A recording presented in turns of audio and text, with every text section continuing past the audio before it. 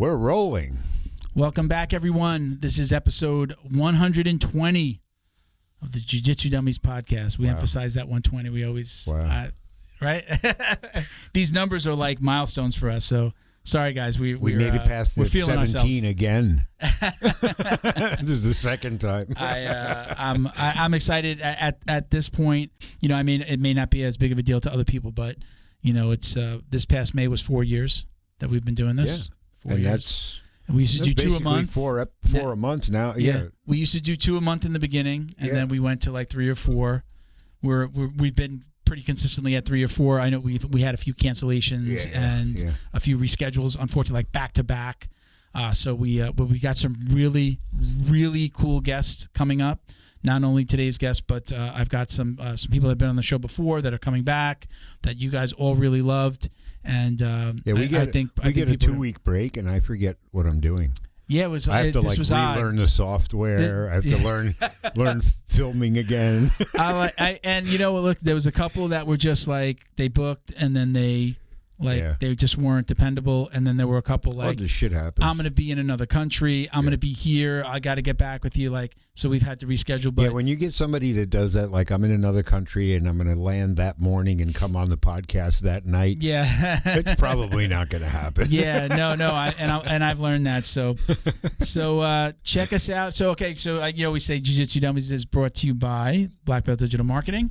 Anything you need to build your business on or offline, website design, Google Ads, graphic design, printing, we can help. I say we because I am the owner of that company, and it is I love helping companies. I like to say, you know, an idea on a napkin right through, you know, opening a store. I've got a guy that just opened up his actual physical store. We built his website. We did his logo, all his print. Yep. We're helping him like retool his POS system. Like, we're helping him with almost everything that we could possibly help with. I love that process. It's just like watching a little birdie fly, right? So we can literally help with just about anything that has to do with marketing. Check us out at Black Belt Digital Marketing on Instagram, or our website, which is bbdigitalmarketing.com. Right there on the homepage, if you own a business, if you own a gym, you can request a free review of your online presence. Right there, there's a little form.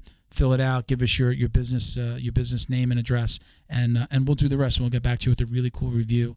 You'll see my little face in the corner. You'll get sick of me. You'll see my face in the corner describing the report and what we found. And Mini Milton. At very least, you know what you've got to fix. If you need a company to help you fix it, we can help. So who the heck am I? I'm Milton Campus. I am a brown belt training out of South Florida. We got Bo behind the camera. Hey, yo. Miguel. Still not with us, but we miss him. I can't wait to have him back.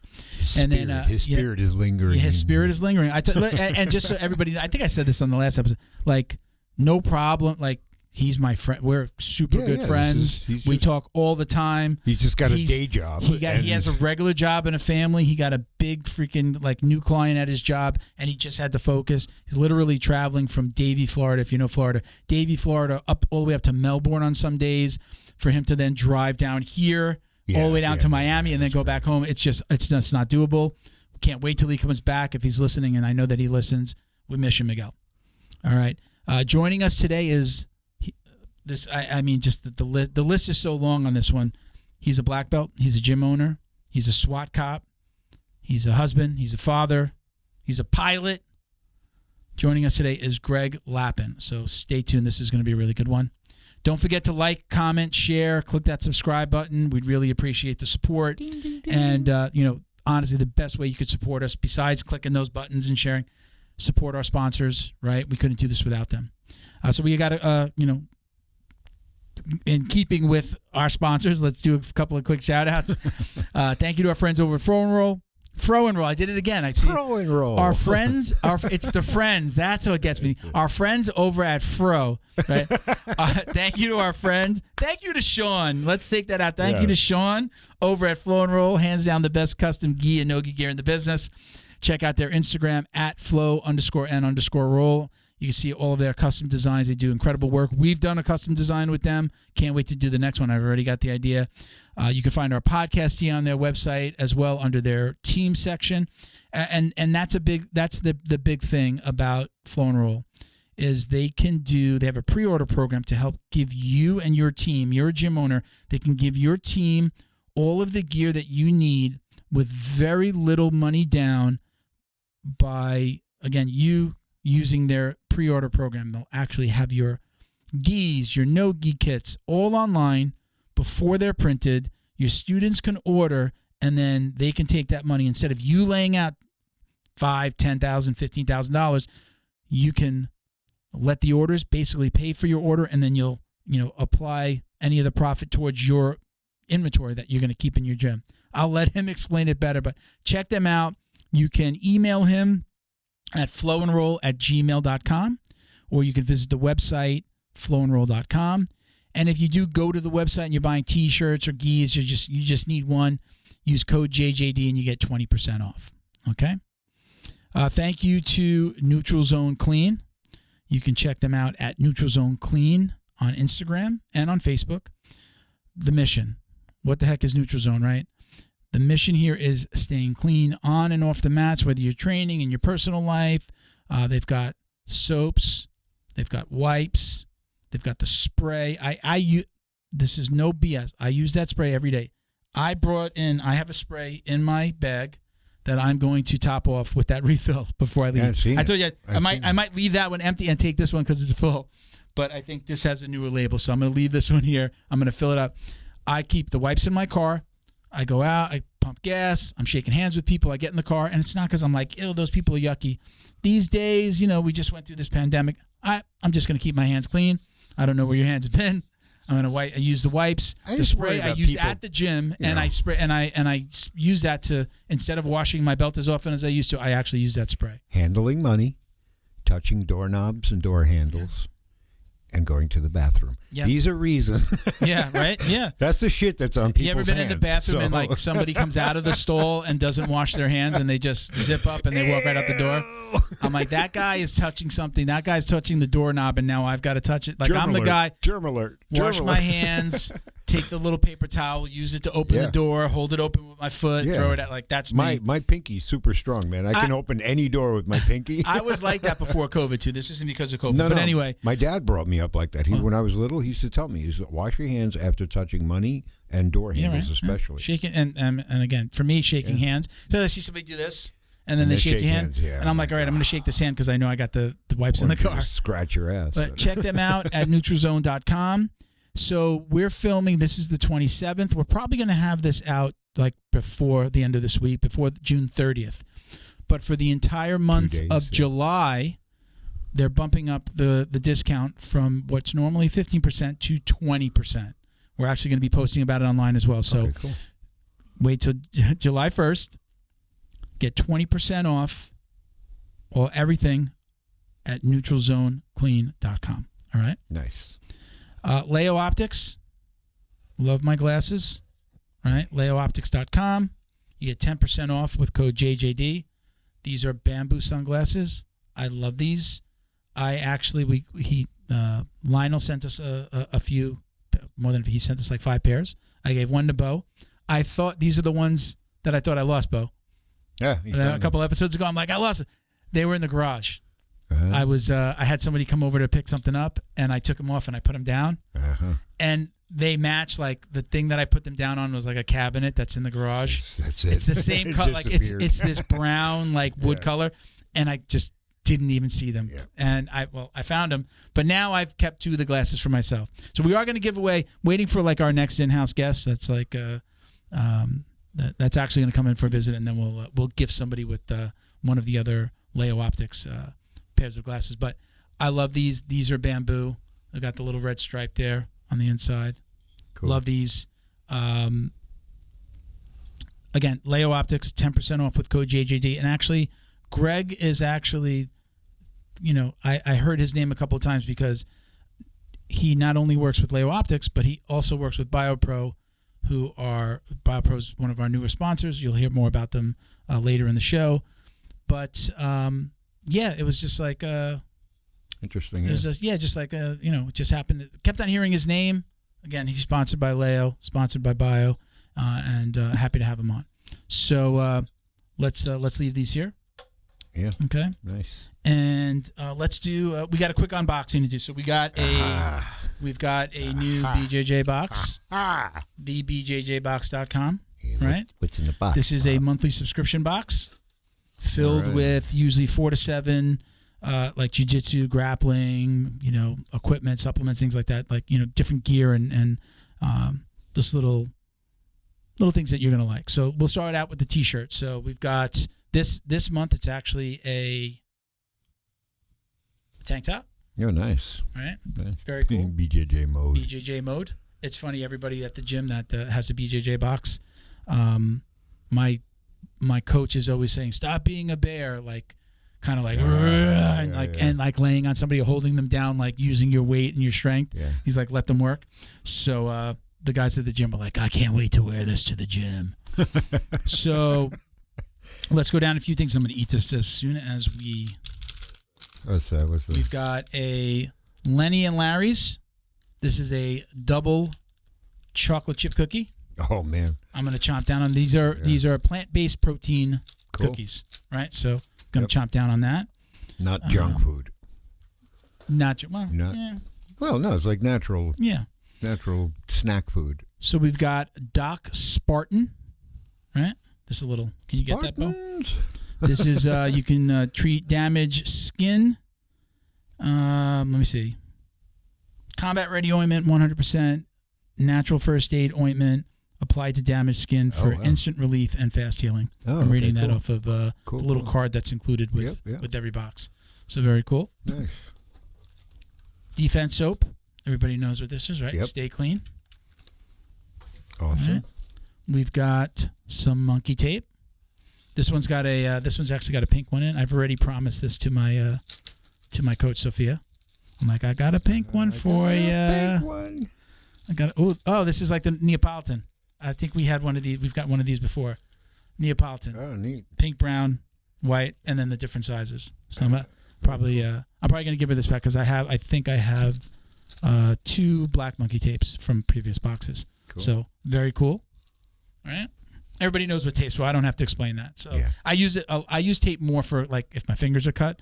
Tape. Like I have a little cut here, like from like I guess kind of like a hangnail on my thumb, so that's cut. Tape is what we used to listen to music on. Yeah, that too, right? So we also have what else do we have here?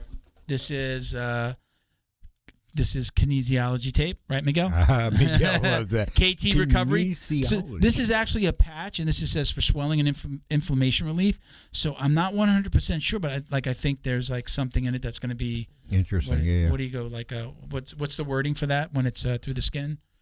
Permeates through the skin. Transdermal. What is that called? Like I don't know what that's. Transdermal means you're switching your skin. Yeah, no, maybe not. Oh. So let's. But very cool. I got to show you. I don't know if you can see it from Bo. Do you see that? What do you got? That? What did you do? That mark. This is from like the lockdown series that we're doing. No. Yeah. I actually hit like my ankles hit with a training partner, and it was just like this little hit. It hurt, but like 2 days later, I had like this red. It looked like I was wearing like a bandage on. Like it was all red all the way around my leg. Yikes! It hurt so much. Yeah, but that's just a little bit of meat with bone behind it, and you smack that. Yeah. That's the old shin problem. So very cool. Always love when my my BJJ box comes. Nice. I use all of this stuff. If I don't use it, in the rare instance that I don't use something, I wind up giving it away. You end up with like gifts. And I am going to eat this as soon as we're done here today. So, thank you to Tony over at the BJJ box. Always a pleasure. All right, what else have we got, Bo? And do you have a code for them? You do. I'm glad that you always remind me. I'm going back to my read. So, use code JJD10 for $10 off your first order at thebjjbox.com. All right. Whammo. All right. Let's get Greg in here. Let's do this. All righty. Okay. All right. Welcome, Greg. How you doing? Good, Milton. Hey, thanks for having me, man. Pleasure.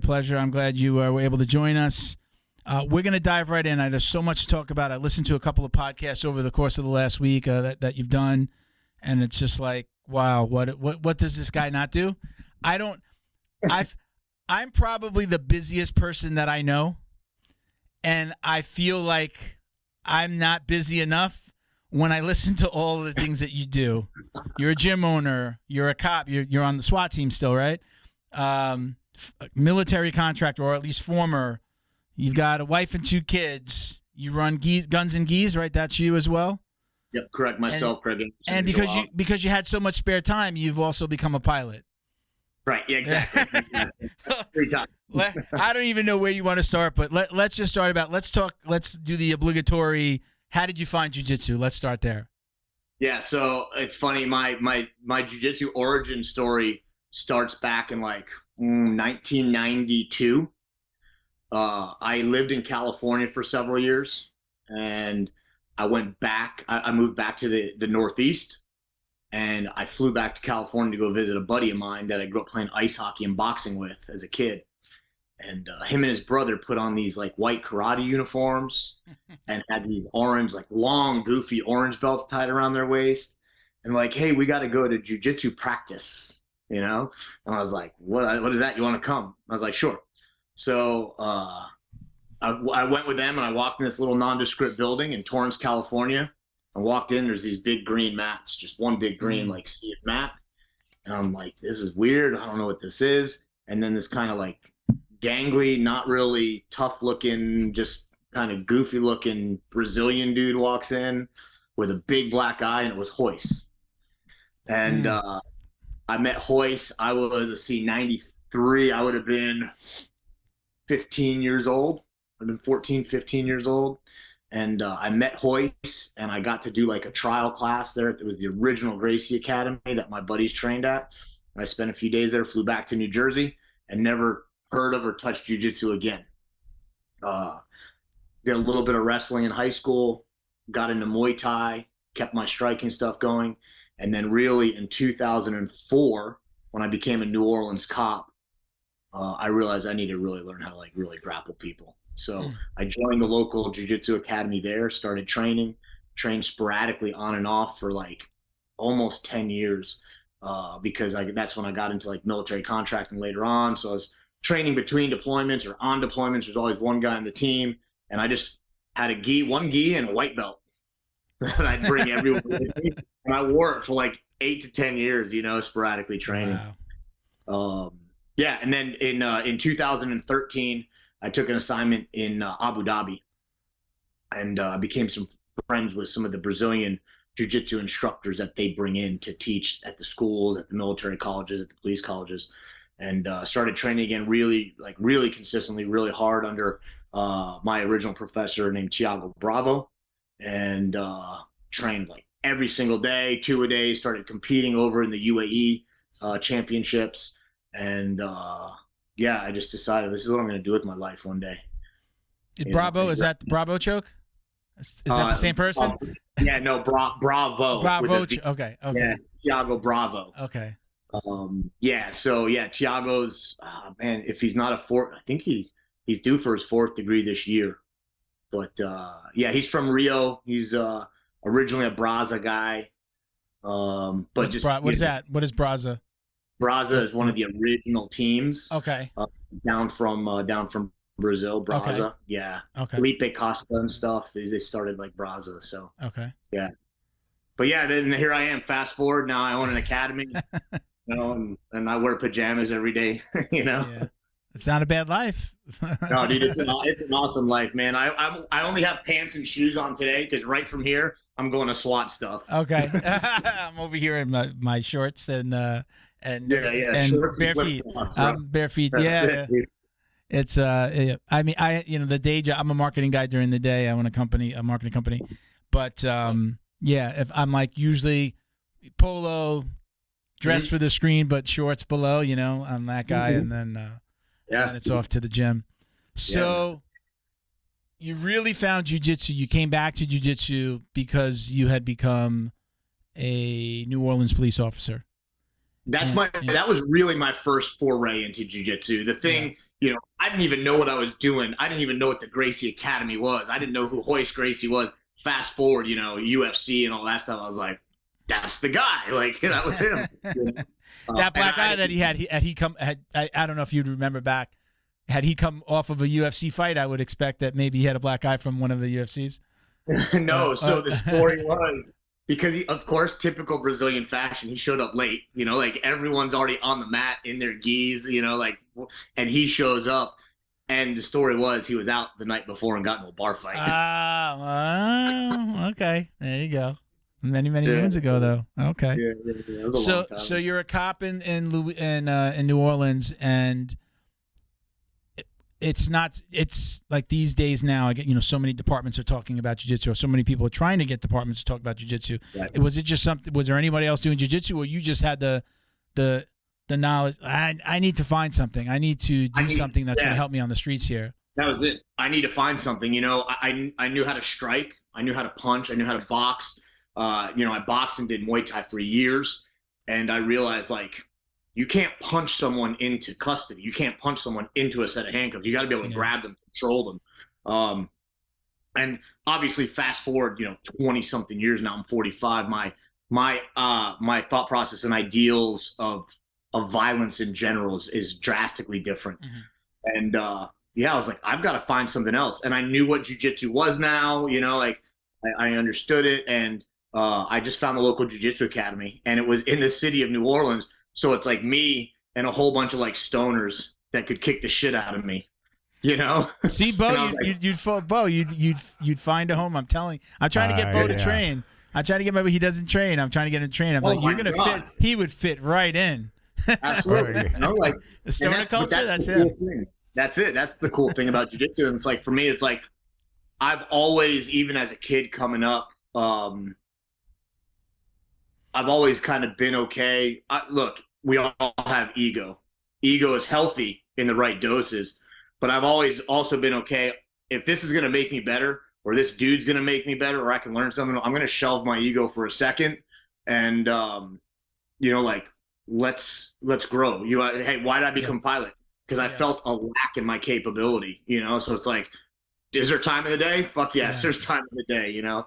And so I was the only cop training, and started like understanding some of the magic. And I'd go to class that day, and then I'd go to work that night and put my uniform on and chase a bad guy down an alleyway and tackle him and be like, let me try this new move that I learned. And he'd slip out and punch me in the face and go, oh, fuck, that didn't work. And, you know, so it was cool. Trial by fire. I got to use it for real, you know? Yeah. That ego side is something that I talk to just some of the guys that I train with. I'm not a coach. I love talk. I feel I'm a brown belt. I feel I've been around long enough to be able to tell these guys, like, I've been through what you've gone through. And I don't think that it ever stops, but, you know, I see a lot of the guys like not wanting to train with like a white belt or a blue belt, not wanting to even approach me to roll or to train. I'm one of the bigger guys there. I'm in the 220s right now. I've been losing a little bit of weight, but I'm, you know, normally right around a little under 240. So, you know, the 175ers, even the guys at 200 pounds, like, don't want to even, you know, I'm like, you understand though, if you hide from me, it's going to be worse when we do roll. But if you approach me, or, you know, or let's just say that, let's take myself out of the equation. If you approach somebody that you're maybe nervous about rolling with, it's okay to say, hey, could we start here? Or can I ask you a question? Or could you show me this thing? I'm having a problem. Even when we're rolling, and start there. And you get them into a teaching mode, or like they feel almost like a coach. And it's not just like, okay, I'm going to take you down and I'm going to maul you, right? So that I've tried to tell people, like, this is the way that you handle that in situations where you're feeling like you don't want to roll with this higher belt. This is the way you can control the roll without controlling the roll, right? It's a great way to do that. But at the same time, like, don't be scared. Like, if you were good at it already, you wouldn't be here. You wouldn't need to be here. You need to roll with the higher guys. I'm always telling them, okay, I just kicked your ass. I'm going over there now, and that guy's going to do what I just did to me. Yeah. He's going to do that to me. He's going to maul me. I'm not going to be able to get out of it. You know, he's going to get me in a north-south, or he's going to put me in a compromising position, and I'm going to be fighting to get out, because he's been doing this way longer. He's stronger. He works out every day. He's got, you know, he goes to 2 different schools, or he's going to compete, or he is a competitor. And you know, that all goes back to ego. It's being able to leave the ego at the door. And I go through it every day too, because sometimes I'm just like, oh man. We all do, brother. And honestly, I think it's worse for us as higher belts, because I mean, when we see this, we know guys, we know the higher level belts that dodge the lower level belts that they know got their number a little bit. Yeah. You know? Yeah. And look, we're all susceptible from it. And I'll tell you, like for me, one of the biggest hits. I'm still a baby black belt. I've only been a black belt about 2 years now, almost 2 years. That being said, I've got like 15 plus years of jiu-jitsu. You know, that's just how long it took me. You know, and you know, I got a couple of young guys that were wrestlers in high school, young athletic purple belts of mine, and they fucking got my number, dude. They're like nipping there, and they wanted, you know. So for me, as a black belt now, people just see the belt. They don't see the 45 years of getting broken and blown up and injuries and surgeries. They just see that black belt. And there are some days that I don't feel like anyone touching me, and there are days I'm ready to lock horns and fucking get down like 2 elk in a row, you know. But like, not too long ago, one of my purple belts caught me. He caught me straight up, got me in an arm bar. And, you know, it was a black belt tap. It was a black belt tap. You know, there's no one here. He's like looking around.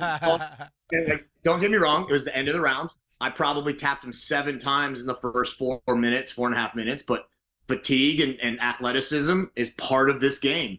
And he straight up caught me. I didn't give it to him. I didn't let him work to it. I didn't be like, coach, I'm through it. None of that shit. I tried to fight out of it, and he caught me. Yeah. And when I lined up all the students on the wall at the end of class, we're getting ready to bow out, I said it in front of the whole class. Hey, tonight, Jake tapped me out. He caught me. Yeah. It happens. And, like, look, the first time I tapped my professional was when I was a purple belt. So what makes me any different than anyone else? You know, it's like, but you've got to show that ego. And it's hard sometimes, man, when these lower belts, big, strong blue belts that wrestled in college and stuff, and you're like, fuck, man. Yeah. You know, but you can't, like you said, you can't dodge it because it's going to find you one day. Yeah. That I rolled with a fellow brown belt the other day, and, you know, I started to rethink my life. He really took it to me. I sat, I grabbed my water. I sat on the side of the mat, and I watched him roll with my coach. And my coach is no slouch. He's a black belt under Cyborg. He's no slouch. And he had the same trouble I had with this guy. We were actually, you know, we focus right now. We're focusing very much on like a Z guard and lockdown like that. My coach is a big lockdown guy, so we like our advanced classes we do where like the white belts aren't there. Or we focus on all things. Like Friday, Saturday, Sunday, we focus on all things Z guard, lockdown, and he could the same trouble that I was having doing these things to the guy he was having, and I was just like, I'm like, okay, it's not me. That guy is just a tough. He's another. Yeah. He's trained under Cyborg as well, the brown belt, and I was like, okay, I don't feel so bad. Right. But there are really good guys out there. Yeah. You know? There's a young kid that trains. We used to call him. We had 2 Alexes in our gym. So one was the older Alex, and then this was little Alex. Little Alex came up in our kids program in the school, and little Alex isn't so little anymore. He's a man. He's 19 years old. Works out. His jiu-jitsu is very much on point, and a lot of times everyone is avoiding him. And I go up to him. I try to go up to him as much as possible. I should say as much as possible, as often as possible when I'm training, but like at least once a class. And I say to him, I go, it's time to take my medicine. And it's this, he's a purple belt, and he is my most difficult, I think he's the most difficult role there for just about anybody, regardless of belt. And it's a good ego check. But I'm learning more and more that, you know, there are the times that I avoided those same people. You know, who wants to go? I got to go to work in the morning. I want to go. I want to leave here happy and excited, not get smashed, right? So we all have those moments. But now I'm realizing I want to roll with the toughest guys in the room because it is going to make me better. And if at very least I'm focusing on not tapping from a guy who can dominate me, then it's a win. Because some of those guys that I mentioned used to tap me, and now they can't tap me. And then now it's going to turn to like, oh, I'm catching them again, you know? So yeah. I mean, again, all goes back to ego. I mean, it's hard. What do you, when you're talking to your students about this stuff, you mentioned like, you know, you lined them up and you told them that story. Do you, when you're coaching these guys on an individual basis, you know, do you have these conversations about ego and really learning how to check it at the door? Absolutely. You know, we have a big sign in the academy that says, leave your ego here, you know, off the mat. Very nice. Yeah. And I do say that, look, I do want some ego on the mat because that's what makes us grind. Yeah. That's what makes you want to tap me and me want to tap you. Yeah. And then hug afterwards. Bro, that was awesome, dude. Great. You know, but like if there's no ego, there's a healthy amount of ego. As now, like, I've got two things that I kind of deal with here as the professor, and as a 45-year-old athlete. One, I've got to maintain my body and my health. So if I grind hard every class, you know, like I'm in the gym 2-3 times a day, you know, like yesterday I taught my early morning class at 5:45 a.m. and then I taught and trained both classes in the evening, you know. So if I don't tempo when I go hard and when I go light, I just break. Thank you to Feito IT and AV, specializing in commercial and residential automation, security cameras, CCTV, POS, and more. Check them out at feitoitav.com or call 305-428-2515 and let them know the dummy sent you. Jiu-Jitsu's favorite monthly subscription box has now joined the Jiu-Jitsu Dummies podcast. The BJJ box is delivered to your door filled with premium jiu-jitsu and grappling apparel, equipment, supplements, supplies, snacks, and more. The crew at the BJJ box find the best in the world of jiu-jitsu and guarantee every box to be worth more than the cost. Each box includes 4 to 7 items you're going to love. Visit thebjjbox.com and use code JJD10 to get $10 off your very first box. And give them a follow on Instagram at TheBJJBox. The Jiu-Jitsu Dummies would like to congratulate Neutral Zone Clean on the release of their newest product, a healthy and pH-balanced bar soap that's perfect for anyone looking to take care of their skin. This soap is made with all natural ingredients that help nourish and restore your skin's natural barrier. It contains glycerin, which naturally attracts moisture to itself in the skin, leaving it feeling soft and hydrated. The new bar soap also contains a blend of olive, coconut, and castor oils and shea butter, which are rich in vitamins, nutrients, essential fatty acids, and antioxidants that help fight harmful bacteria. With tea tree and other natural ingredients, it also helps in the prevention of fungal infections. Not only is it effective, but it also leaves your skin feeling fresh and lightly scented. It's gentle enough for even the most sensitive skin, making it a perfect choice for the whole family. Be sure to check out their website, neutralzoneclean.com, for a range of all-natural products including sprays, wipes, and shower gels, and use code JJD for 15% off your order. Special thank you to the crew over at Flow and Roll for all their support.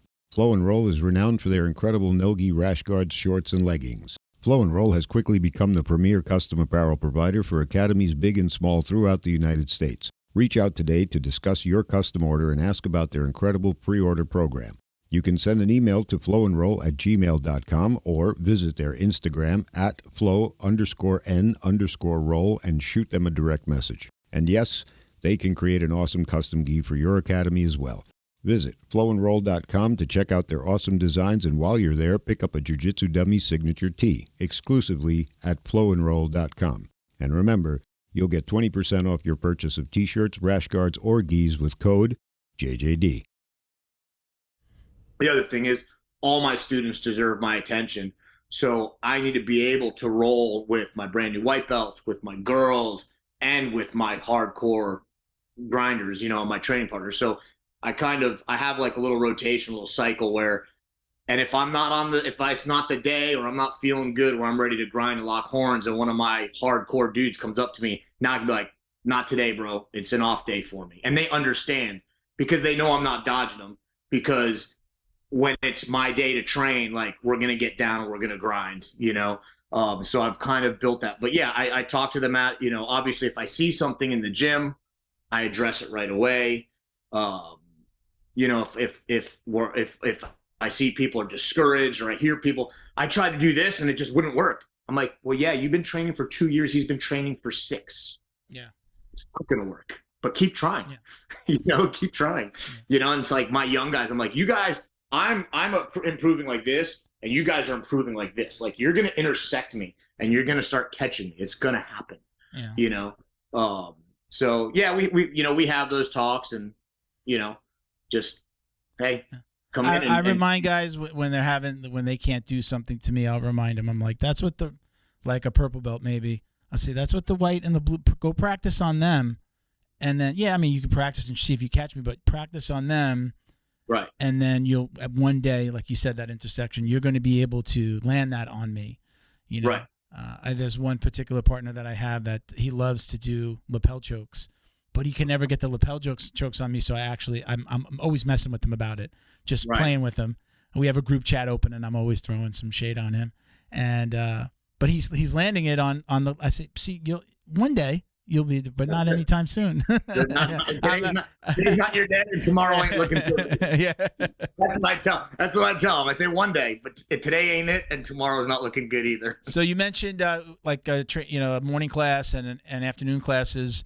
This is a family affair for you as well, right? You have your wife and kids both train, or all train? Yes, so the whole family trains. The whole family trains. My son started really consistently training when I opened up the original academy. So he's 11 now, and he's been training for 5 plus years. And when I say he's been training for 5 plus years, I mean 6 days a week. And summer times. That's a different kind of 5 years than the hobbyist. Yeah, 6 days a week. Summer times, 2 times a day. And now, so he's a yellow belt, yellow and white belt. He's 11. He's 81 pounds. And now I let him train in the adult class with one of his main training partners, who's also 11, and a couple of my teenagers. Like, my teenagers are in the adult class because, like, even though they're only 80 pounds, like, they'll roll with these 14, 15, 16-year-old teenagers that are built like grown men, and they just murk them. Yeah. They'll roll with some of my girls, like, some of, blue belts and purple belt girls and stuff. And it's like, yeah, like you said, they've got 5 years of just tons of training. Yeah. And so it's cool to see. And then my daughter's 8, and she's been training for about 3 years. Not quite as consistently, but it's a 3-day a week. She trains at least 3 days a week. And I told her, like, you don't have to compete. You don't have to train every day. You got to train 3 days a week. Both my kids have to train until they get their black belt. Like, that's the deal. And then if they don't ever want to touch it again, cool. But, like, my little girl is going to have a bite behind her bark. Like, there ain't going to be anyone that's going to do anything to her that she doesn't want done to her, when it comes to her. So, and how about your wife? Did you meet your wife? Was she doing jiu-jitsu already, or did she start after you met? No, yeah. She would not touch jiu-jitsu for, like, the first, like, 10 years that I did it, And, like, I bought her a gi, like, the whole, like. Been there. No, she started when we opened the academy. She started when we opened. Yeah, and now she loves it, and she competes and stuff, and it's cool. But yeah, it's a family. It's a family sort of thing, and, like, we have kids classes, we have little kids classes, we have bigger kids classes. Obviously, adult classes. We do women only classes. That's good. I built the gym out to where I didn't want to give anyone an excuse to not be able to train. So, like, a lot of academies, like, the professor has a full-time job and just only opens up, like, 3 nights a week, Yeah. Whereas, like, we're open, the only days we're closed are Sundays, and usually we do, like, an in-house open mat, even on Sundays.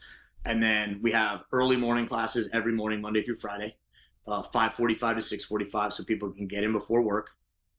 Lunch class every single day, and then evening class every single night, So no one has an excuse. Like, you can come train if you want to train. Don't tell me time's a restrictor. And it's cool. Like, our morning classes early. I hate teaching them when I have to. Fortunately, I have some coaches and professors now that do the early morning because they got to go to work too. But it's packed. We've got 20 people on the mat at 5:45 a.m. That's hard. Yeah. I like getting up early, what I consider early on Saturdays and Sundays. Our listeners have probably heard me say this 1,000 times. I'll go to bed earlier on a Friday night, after Friday training, actually, too. We do a no-gi, like just an advanced no-gi class. Saturday morning is no-gi. Again, really more like an open mat, but we do instruction and drills. That's at 9 a.m. I consider that early, but I'm in bed earlier on a Friday night than I am any other day of the week because I want to be ready for that morning open mat. I'm so excited about it. Like, I'm just like, you're prepped for I don't really drink anymore. I'm not like having a beer on a Friday night anymore, or even a Saturday, because we're 7 days a week.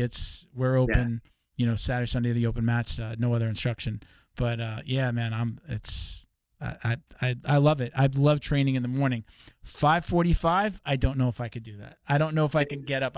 I've never been challenged with that yet. I've never been at a school that had an early morning class like that. So I haven't been tested, but I don't know that I could get up and do that. And yeah, I just don't know if I could do that because that's a 5:45 class. I'm up at least at 4:45. Right. Got to have a coffee, a banana or something. Yeah, that's crazy. Yeah. I don't know if I could do it. Yeah, it's pretty early, bro. I mean, I used to teach it. I used to pretty much solely teach it, but now, like I said, I got a couple professors that train here as well, and they've got full-time jobs, so they like coming in and getting in, and then they spend the evenings with their family, and so they've kind of taken that over for me. Because like last night, I was here last night till 9 o'clock, after class and cleaning up and stuff. So I have some late nights here as well. I'm not eating dinner. I'm on full Brazilian time at night. I'm not eating dinner until 10. So gym owner. Now you're still a police officer. So I am now technically a reserve. Okay. Only duty is with the SWAT team, which is nice. Okay. So I don't have to work patrol. I don't put a uniform on anymore. Nice. My only duty is with the SWAT team. So I am one of their explosive breachers and senior assaulters. So I help manage the explosive breaching program. I go down like right today, like as soon as we finish, whenever we're done, I'm headed that way to our office. We got to do some explosive inventory. Me and my other guy built some new explosive charges we're testing out. So we're going to go put them on some doors on our wall and blow some doors up today. And so that's all I do. So, I handle the training. I attend the training, handle the training, the explosive stuff, and then obviously any actual like warrant service call outs that we have, I'm on call for that. And then I help teach at our training facility from time to time, whether it be like CQB, room clearing, house clearing, shooting, or I help develop the Brazilian Jiu-Jitsu program for our agency, which we have a full Brazilian Jiu-Jitsu program and mat room at our agency now. Did they have something before you, or did you help bring it in? I helped bring it in. One of my good buddies on the SWAT team, I call him my adopted blue belt. He technically trains under another guy about 30 minutes from me, but we're all really tight, and he and I've trained a lot leading up to his blue belt and stuff. And he and I sat down. I developed all the curriculum for the program, and then he pushed it. He's a full-time guy, and has been there for a long time. And basically said, he's like, look, we've got a black belt here that can validate it and run it. We got some certifications so that the liability was covered. We got one certification we weren't super happy with, and then we ended up going to C4C PJJ with Chad Lyman. I follow them, man. And got that cert basically, which we're really, really happy with that program. Chad's an amazing guy. He's got a great program. And so now in the academy, when the cadets are in the academy for 17 weeks, a minimum of 3 days a week, they have jiu-jitsu. Nice. And not like combatives, not handcuffing, all that's separate. They do all that shit too, but like straight like jiu-jitsu. Like if they were going to your class at your school. Exactly. That's got great. to the point where now my school, I have sign-in sheets for the agency where if deputies come to my school, they can sign in and get credited hours. Nice. At my academy. And then we have open training days throughout the week for deputies that are already on the road to get caught up, that they have to meet a mandatory standard each month. And it's really light. It's small, but they're now grappling at least like 2 times a month, 3 times a month, like once a week almost, once every other week, which we know is not enough for us. But it's way better than what we had. Yeah. And it's forcing people into it. And, I think the problem with a lot of these programs is people run it like a combatives program. And then people get hurt, and people don't like getting punched, and people don't like having their fingers tweaked and a broken finger, and just handle it like jiu-jitsu practice. Make it fun. Like the whole, I hate saying keep it playful because I don't keep it playful either, right?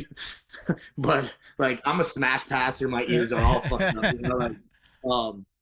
But there are days where I just want to pull guard and play lasso and rope-a-dope you, not let you touch my head because my neck hurts because like I broke my neck last year or whatnot. I broke my C5 last year, but that's just the wing. I'm good. Yeah. Just some pain. But if you run it and you teach them more of the jiu-jitsu lifestyle and the jiu-jitsu culture, well, then they're like, oh, that was fun. I want to go back. And it's the slow boil process. You don't need to make them grind first class. You don't need to make them puke first class. You don't need to give them neon belly of death, to show them, like, make it fun. Don't smoke them. Yeah. So I do that at my academy. Every Friday morning, I do a free law enforcement only class. You don't have to train. You don't have to be a member of the gym or any gym. You can just show up if you're a cop. Yeah. And I keep it real light. And we barely even spar right now. So tell everybody where your gym is. I forgot to ask you before. So is it inside the city of New Orleans? No. So I live on the North Shore of New Orleans in St. Tammany Parish. It's on the North Shore Lake Pontchartrain. It's about 45 minutes from New Orleans in a town called Mandeville. Okay. And it's Vita Jiu-Jitsu in Mandeville. Okay. And now I was also going to ask, has your jiu-jitsu program been around long enough where you're starting to see a difference in use of force situations or complaints? Are you seeing that? Yes. Yeah, and that is seeing that decline. It's the coolest thing for me, but it also validates the program because everything nowadays is on camera, and so are you guys wearing body cams? Are your officers? The road deputies do. Yeah. The road deputies do. And then, like, because it's a sheriff's office, we handle all the corrections, so the jail as well. Mm-hmm.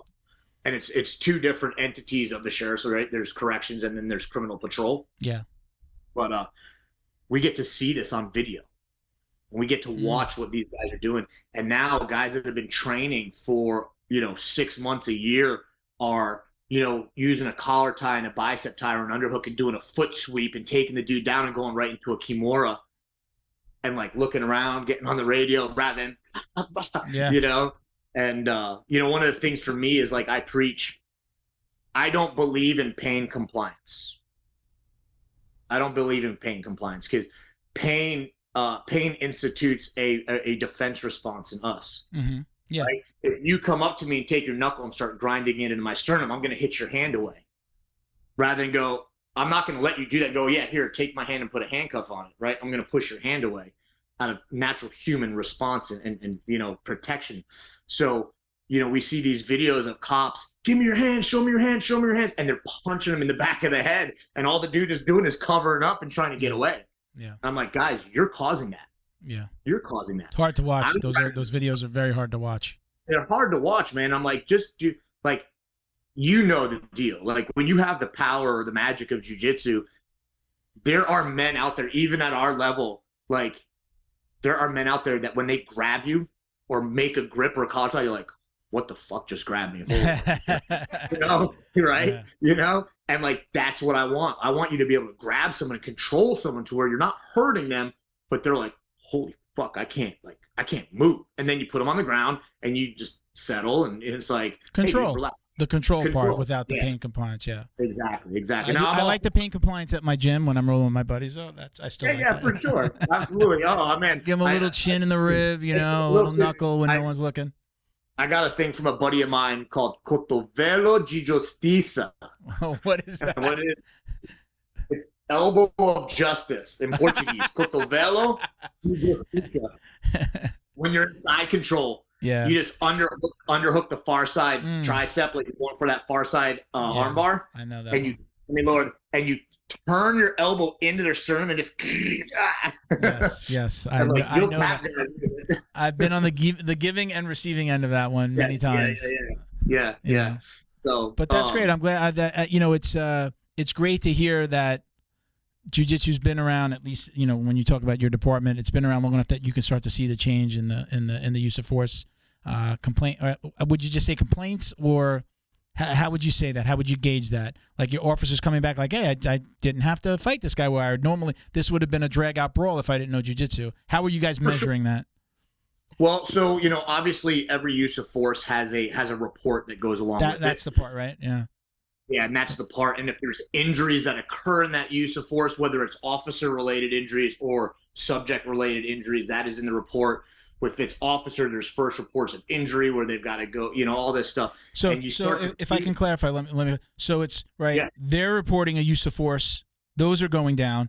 But then, like public use of force complaints as well, right? Those would be are those two things that are measured? Like the public is, or are we just looking at our own within the police department? You're seeing less officers report use of force. Right. So the officers basically report. So say I'm going to make an arrest on a guy, and he doesn't comply, and I end up having to take him down, physically put him in handcuffs. There'll be a report associated along with that arrest, and if there was any resisting of arrest, then that would be notated in the report.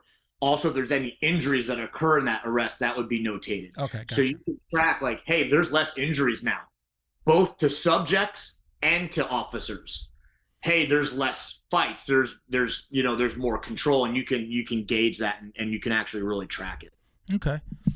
So let's talk about, there's a couple other things that make you, right? So we've, I don't know how much you could talk about this, but you weren't in the military, but you were a government contractor. Can you talk about what that, talk about why you weren't in the military, and then talk about the government contracting if that's okay? Yeah.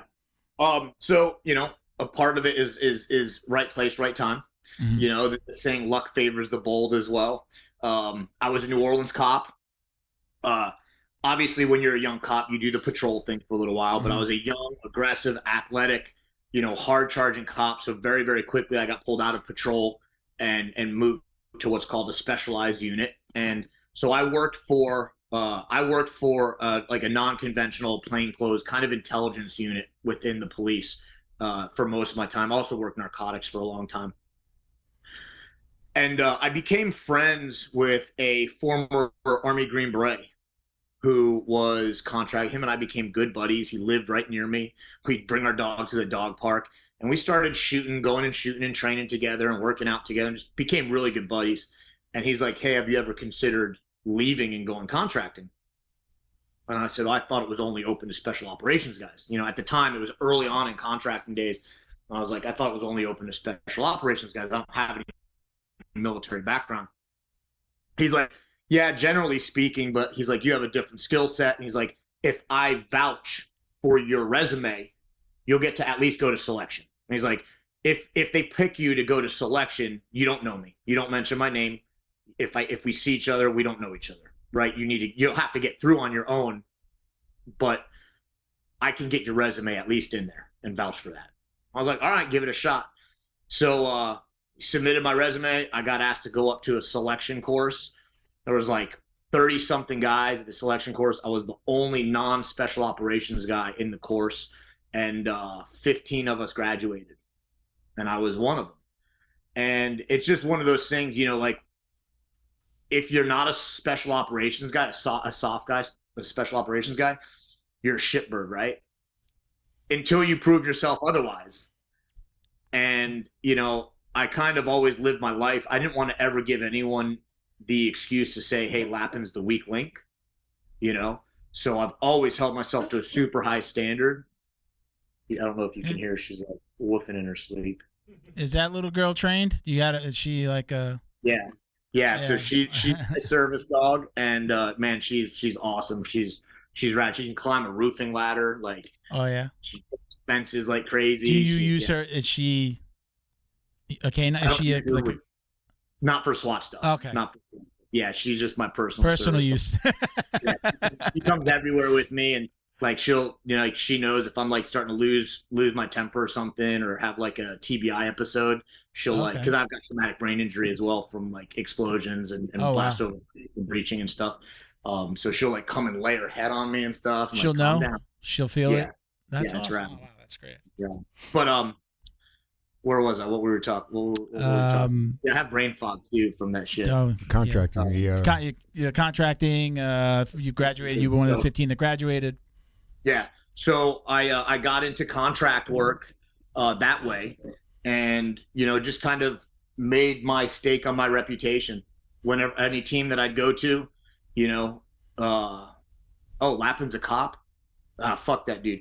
And then other guys who knew me or worked with me, but yeah, dude, he's like the most squared away dude you'll ever meet. Like, and I just made sure that I could outshoot everybody. I could out PT everybody. I could outfight everybody. I could outplan everybody.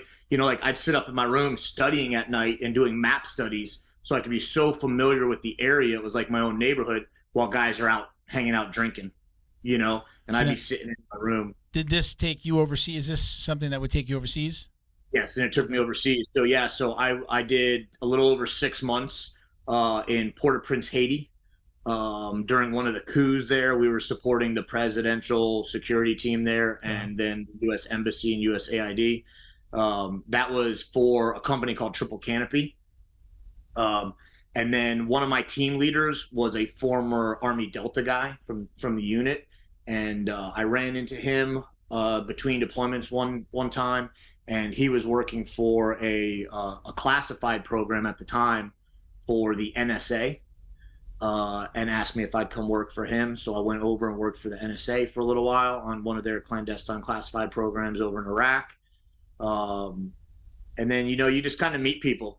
You build your reputation. I did a little bit of, I did a couple of years of anti-piracy work around Africa, Yemen, Somalia area, and did some stuff in Egypt, did some stuff down in Central South America, did some kidnap and ransom stuff down in Central South America, Wow.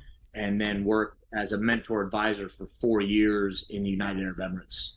And that's kind of about where I hung up. Is this all before you got married? Some of it was before, and then most of it was after. Oh, okay, all right. It's like it's a tough life when you're. I would imagine. I've never been. Yeah, I was gone a lot. When I was in the thick of it, I was gone 10 months out of the year. Wow. Yeah. So. Yeah, but it's it's part I don't do well idle. Yeah, I don't do. I'm looking at my list and I keep on. I'm rethinking my entire life. Like, what am I doing? I can't nap anymore at 3:30 in the afternoon. Looking at this resume of things, we're not even through everything yet, guys. Just so the listeners know, we still haven't talked about guns and geese, and we really haven't gotten into how you became a pilot. But go ahead. BioPro will change that, bro. Oh yeah, well, let's talk about BioPro. BioPro, I haven't started taking it yet, but they are officially a new sponsor of the show. I'm waiting for my package to come in the mail. Tell me more about it. Tell me why I'm gonna love it. So, like a lot of things, I took it with very, very skeptical eyes. Yeah, and I would take a nap every single day, like clockwork, at about 2:00. That's me. I needed it. Yeah, I needed it. And that was hampering my strength and conditioning program a lot, because that was like my really only time to really work out. So I wasn't doing a lot of strength and conditioning. I was just doing jiu-jitsu and taking a nap every day, groggy. So I got introduced to BioPro, started taking BioPro, and about a week in of taking it, I woke up one day out of bed and I was like, I don't feel groggy. Holy shit. What is this? Yeah. And I was like 2:00. I was like, I'm going to go take my nap. I don't need a nap. I'm ready. Let's go lift. I'd go out in my garage, and it completely changed it. So I don't take naps anymore, short of if I get called out for a squat roll at 2 a.m. and I'm up till 5, I'll take a nap that day, but I don't need daily naps anymore. I got a ton of energy. My strength and conditioning program now is 4 or 5 days a week. I'm lifting. I'm keeping more muscle mass on. I've moved all the year before. I fought down at lightweight, and now I'm not fighting at middleweight. So I'm back at a healthier weight for me, about 180, 182. And the best thing for me about BioPro, and it wasn't even something that I recognized right away. I was talking to a buddy of mine after about 8 months on it, 7, 8 months on it. And I used to have weekly traumatic brain injury episodes. So ocular seizures, really, really bad brain fog, ocular displacement to where my body would actually think it was slightly over here. And if I'm walking, I'd catch a corner or a door frame or something. And I haven't had any. I haven't had any now in a year. I did a week-long training operation where we were doing a lot of explosive breaches, and I had a little mild one toward the end of that, just from getting some blast over pressure on my brain. But it's it fixed it for whatever reason. It's pretty amazing, and I'm not a doctor. I don't know why. Yeah. But, the proof's in. I'm a nap guy. I've owned in my time in Florida. I've been in Florida like June 1st is like 25 years that I've been in Florida. I've worked a lot from home or owned businesses where I was able to work where I wanted to, when I wanted to, as long as I have my phone and my computer, I'm in the office. And usually, even when I was in an office, I'd lock the door, turn off the light, and take a nap around 3:30. But it's not laziness. It's let me recharge my batteries because I'm going to put in almost a whole nother day of work. That's right. Like whether I, get in the office at 8, 9 o'clock, work, lunch, work to like 2 or 3 o'clock, take that nap. But I'm going to work more and or go to the gym and do jiu-jitsu. So in my mind, I'm again, jiu-jitsu a couple hours, and then I'm going to go home at night. I did it last night. I went to jiu-jitsu, came home, protein shake, took a shower, went down, and I put in about 2 hours on the computer. So it was for that. I'm going to, even when I'm not that tired, I was taking the nap knowing what I'm going to put in just about another 8 hours where most people are going to get off at 5, sit on the couch, have a glass of wine, have a beer, veg out, watch their phone, watch Netflix for the rest of the night. I'm doing a whole nother day. Again, this is where my stuff doesn't even nearly seem as difficult as your list. But, I'm like, okay, I'm going to get in front of the computer again, but I need to go to jiu-jitsu and or weightlift. So that nap has just been part of that. I would love to not take that nap. I would love to not have to feel like I need to take that nap. So I'm definitely looking forward. So I'm hearing lots of good things. I know Tom DeBlas is a sponsored athlete. You're sponsored. You've been taking it for a while. So, I hear nothing but good things. So I'm excited I was hoping to have my box today, and I was going to take the first one on the episode with you today, but I didn't get the box. I think they just sent it out yesterday. So maybe on the next episode. So I'm absolutely looking forward to it. Look, I'm 50 on Friday. So I'm like, I'm in that place. The brain fog. Right? The brain fog, every time you said brain fog, that's like my biggest thing right now that I was like, do I need to find some supplements for this? And I'm hoping that that's going to help me. Because especially on the show, like searching for words like in the moment, especially when there's maybe like you feel like a little pressure. You're in a conversation and like you're pressed to, I'm being filmed right now and I have to make sure that I say the right word. And I'll search for names, or I can remember what it's funny because I can if I have to tell you about a client, I know where everything is. I could tell you everything about the client. But if I got to remember the name of somebody I met last week, I'm going to that's my brain fog. Or, hey, that guy that sings that song, or that black belt that one, that's the shit that I'm not remembering that I remembered before. It wasn't like this before. Right. So I'm really hoping that helps him with that. So stay tuned. I'm excited. I want to hear about your journey on it too. Cause, like I said, I'm a believer and I did my own test. My own, anecdotal testing on it. And I took it for several weeks. And then I came off of it for several weeks. Really? And then I took it every other day for several weeks. And then I came off of it. And then I just took it every day. And I was like, all right, this shit works. You were noticing the differences when you were on and off? Yeah. Oh, man, I'm excited. So, I know these days everybody's, all my training partners have tried to get me into these, these wellness facilities and testosterone and all this. And now I'd taken some steroids when I was in my 30s, and it definitely, I wound up having a heart attack 6 years ago. A lot of it I relate back to that time, and it wasn't a huge period of my life, but, I took HGH, I was taking D-ball and Winstrol and stuff like that, right? So I've said, I'm never going to, inject anything into my body again, and then this thing came along, and I'm like, yeah, this is it just sounds perfect for me, So I'm excited to get again. My listeners know I've been like, oh man, everybody's trying to push me to do this and that, and I'm just like, I'm not ready. I'm not ready. Got the okay from my doctors, from my cardiologist and my doctor, but I've again been dragging my feet on it. And then they approached us and this came up, and I was just like, all right, let's give this a try. And again, I've heard nothing but good things, so I'm glad that you're telling me. Yeah, it's all natural.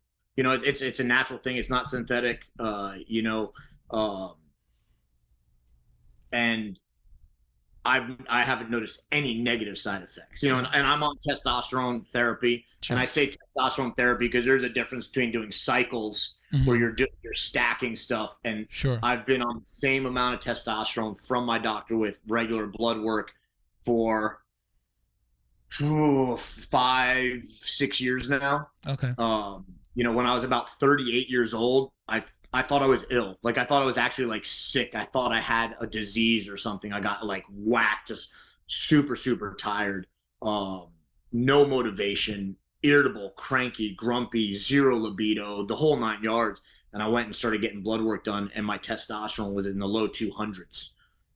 Okay. And that's just a lifetime of cortisol and getting, being out in the heat and stress and adrenaline and all that stuff. So my doctor put me on some stuff, and I've still been on it. But I feel good, man. I train jiu-jitsu 1 to 2 times a day. Not always hard, sometimes easy, but I'm always moving around, even when I'm teaching and just coaching. And then I do my strength and conditioning program probably 4 to 5 days a week.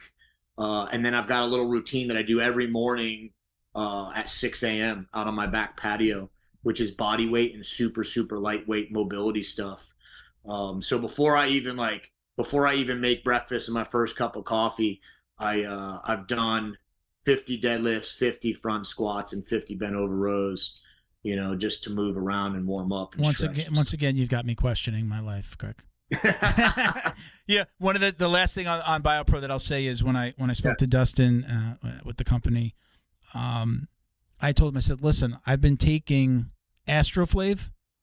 Have you seen Astroflave? It's I'm not familiar. Supplement has like the ashwagandha in it, like stuff like everybody heard it on Rogan, and then that world blew up a little bit.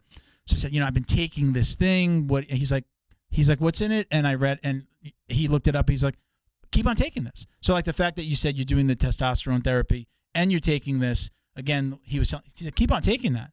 If it's working for you, keep on taking it, which it's definitely, I've actually just got blood work done. So I know what my testosterone levels are now. So it's like great to just start this now. And then I'll be able to see, what the differences are. But he's like, just keep on taking it. You can keep on taking that. So that was like comforting because I feel like I was starting to see good results after about 3 or 4 months on that.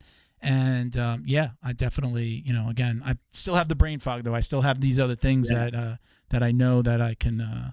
Well, I noticed a big cognitive increase with the BioPro as well, and it's funny because I started taking the BioPro right at about when I started my pilot license and stuff. Started taking flying lessons and everything, which is obviously there's a lot going on in a cockpit of an airplane, even a small airplane, with very, very high risk, you know. It's very academic as well to be able to pass the tests in a lot of the ground schools and all that stuff. So, it's like I started taking it in no brain fog, and I'm on the radio with the tower and control, and I'm switching this and switching that and pulling flaps and doing all these 17 different things at one time. And I'm like, and I'm like, holy, all right, cool. This worked. I don't think I could have done this several months ago. Yeah. So. That's good. So tell us more about, your road the road to becoming a pilot. It was this, I think you kind of said, like, I just wanted to make sure, like, I want to know, like, you want to have, we said jack of all trades before, like, you want to have knowledge of all these things. Was it a specific, like, gap that you felt like you wanted to fill in?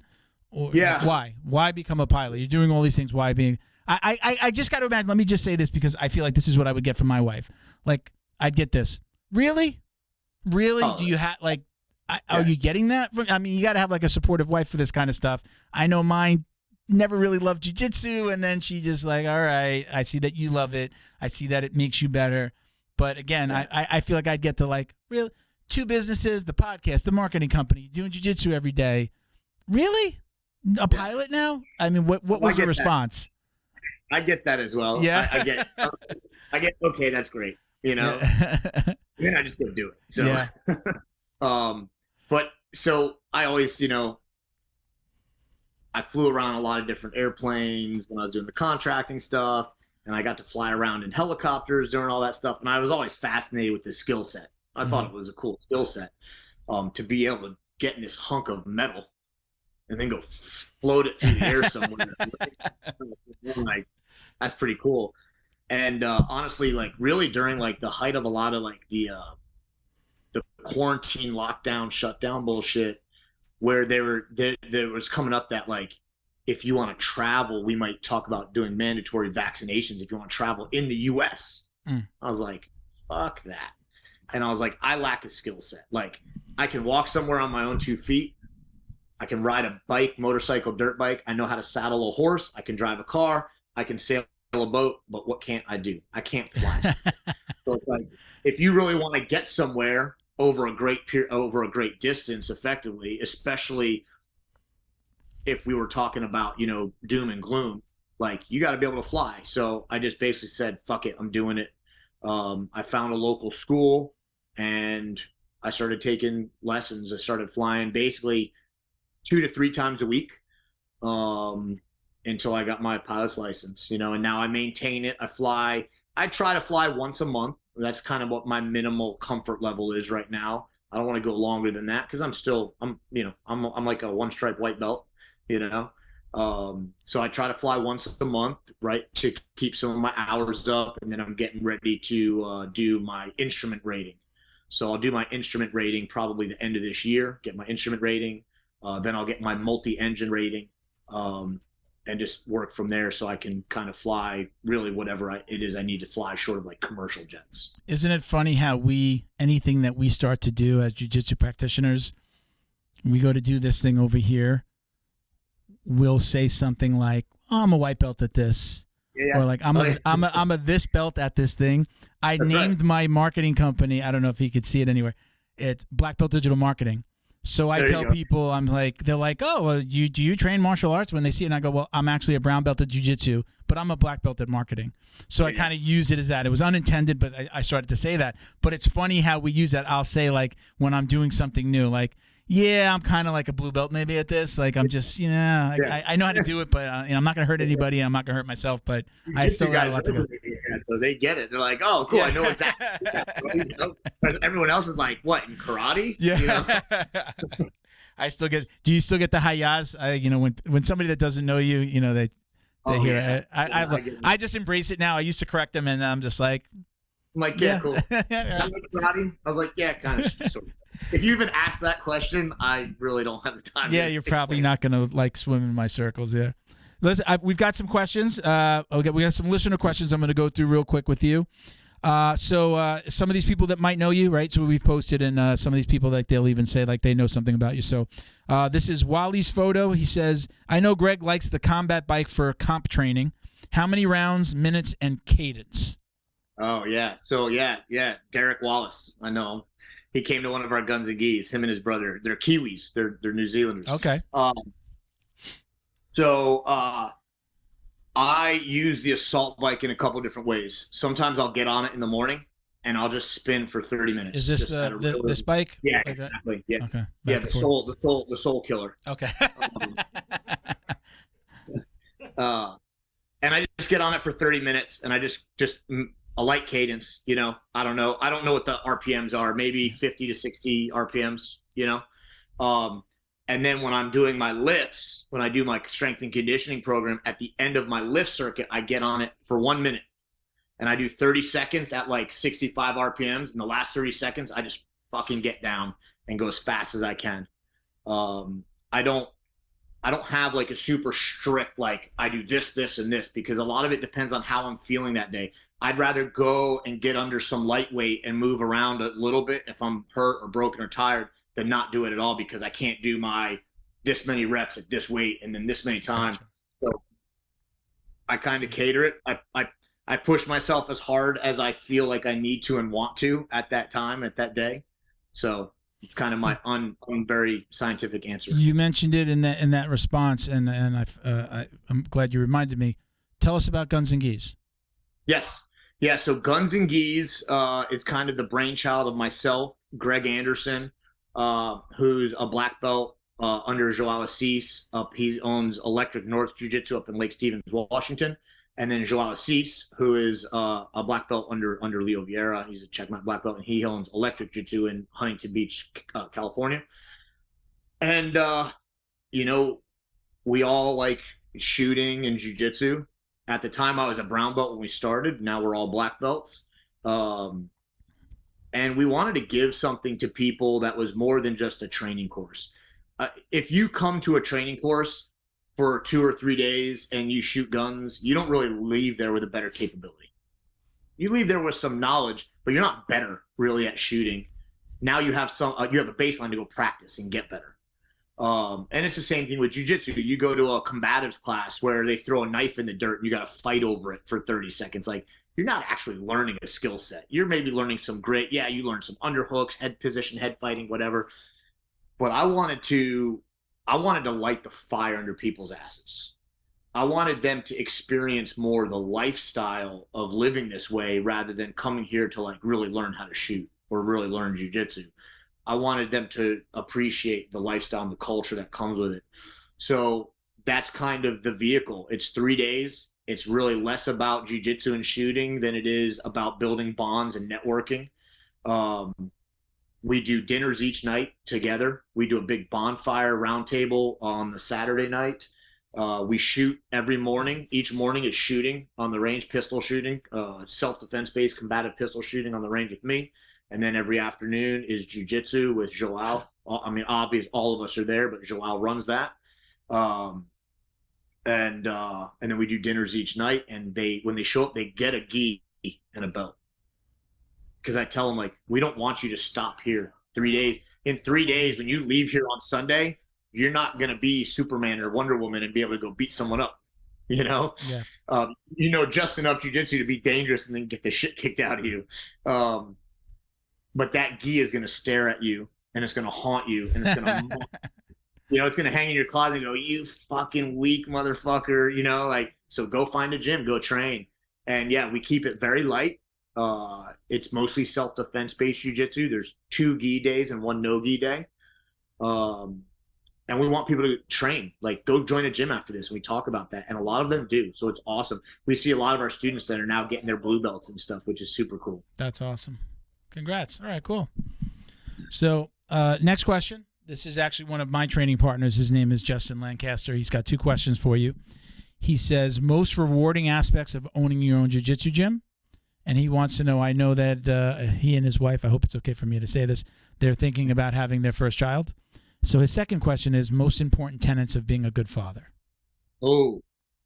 It's the heavy one. That's the heaviest question today. Yeah, that's a heavy. You might get a tear on that one, bro. I've turned into a total pussy in my old age. I fucking cry all the time, dude, after kids. Most rewarding aspect of owning an academy, for me, I love training. But teaching and watching the light bulb go off in other people's heads and watching it enrich their lives, watching people that may have had anxiety or people that have, PTS or been attacked or anything like, and watching that confidence grow. And now, like, I've got people that are like, family of mine that have been training with me for 5 years. And so that's really rewarding, watching people grow and watching their skill set grow and their confidence grow. Tenets of being a good dad.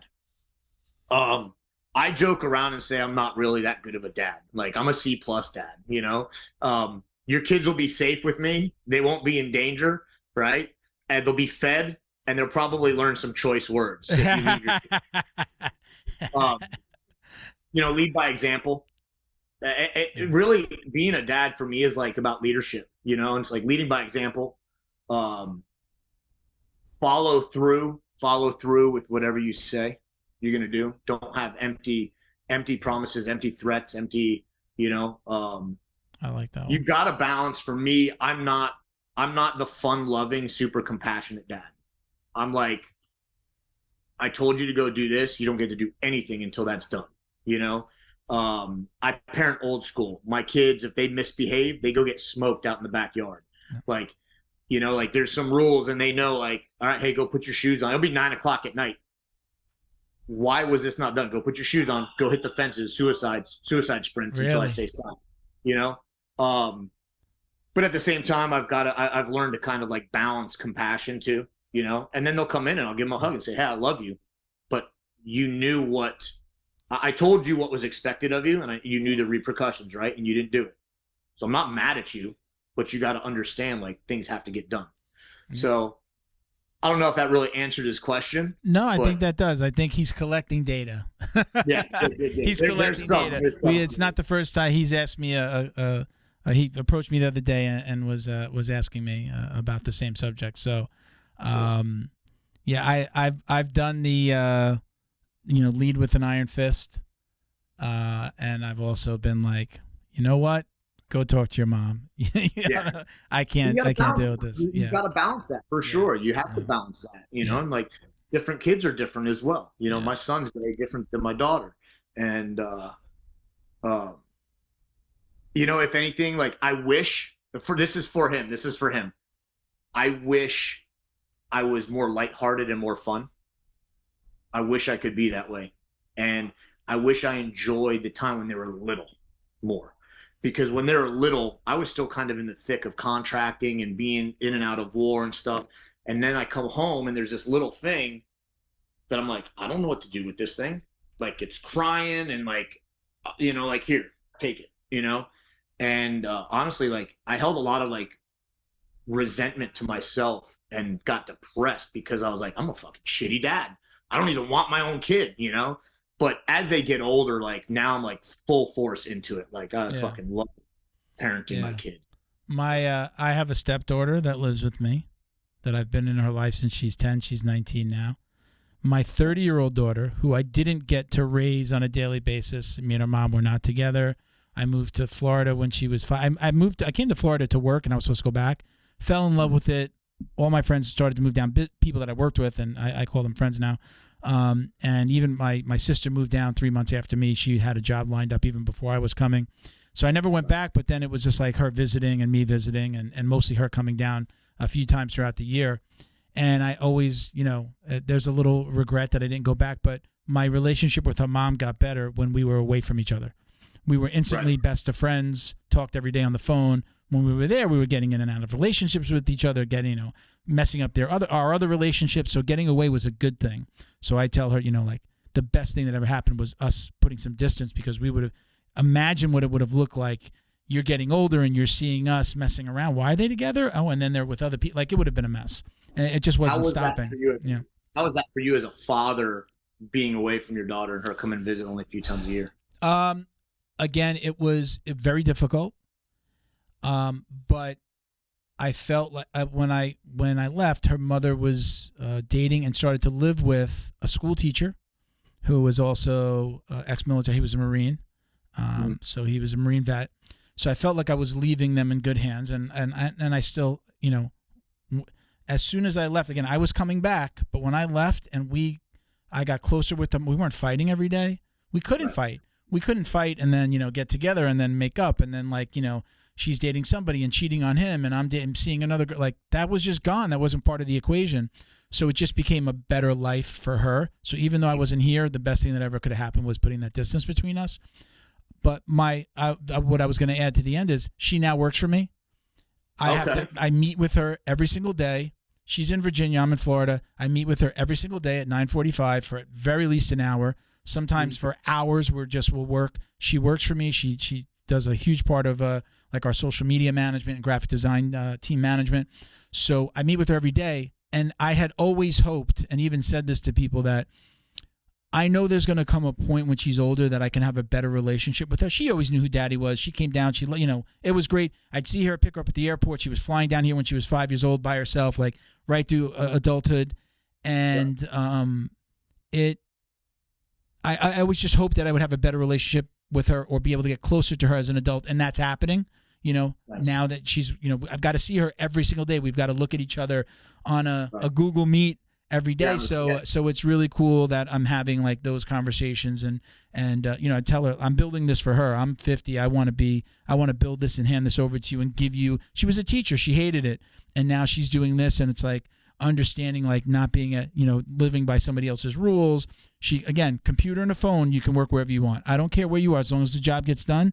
She'll go meet a friend at a coffee shop, or she's in the car traveling to a getaway with her fiance, and she's on the hotspot in the car working. I don't care where you do it, as long as the work gets done. And I feel like I'm showing her this whole new world of, running your own business, essentially. This will be her business. So running your own business and learning that, I feel like that's a gift that I've been able to give her. I only learned that by coming to Florida and that distance. But now being able to say, I feel like I'm giving her this life where she's not running her life by somebody else's rules, 9 to 5, the grind, the hating the job, hating the bosses. Like, you're going to be the boss one day. I want this to be one of the biggest all remote marketing companies in the country. I worked for a company that had 100 employees. During COVID, we had between 80 and 90 that worked in the same building. COVID hit. We went 100% remote. They thought the company was going to fall apart. We did record sales throughout the entire COVID, right? Record sales. Everything was great. And they actually gave us the option. And they said, hey, do you guys want to stay remote? This is working. Everyone's happier. We can basically everyone voted, and it was like the majority of people wanted to do something hybrid. So work from home, but maybe have the office to come into every once in a while, a little change. And that's what they did. I left that company, but that's what they did. So they got a smaller office.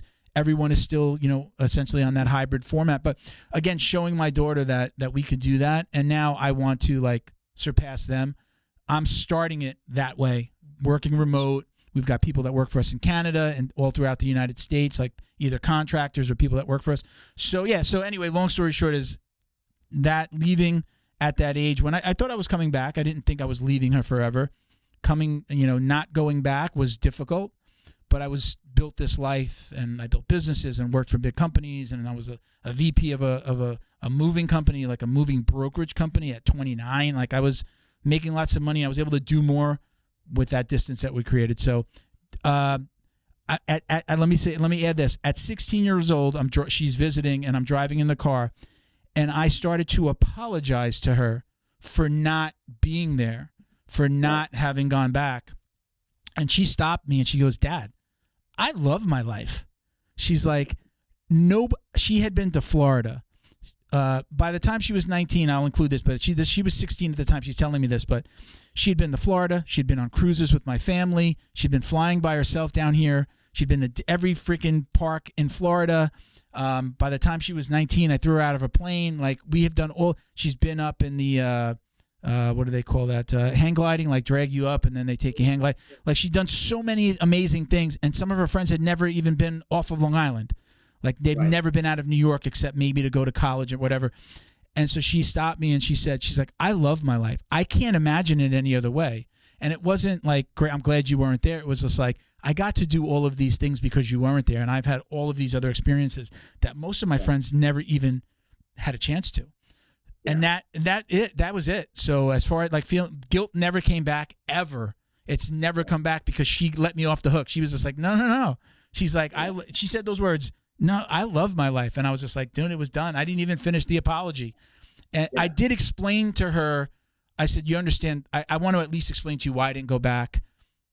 Came down, my relationship with your mom got better, and then things started to work out for me. I got a girlfriend, and I was working for the company. I wound up becoming an employee.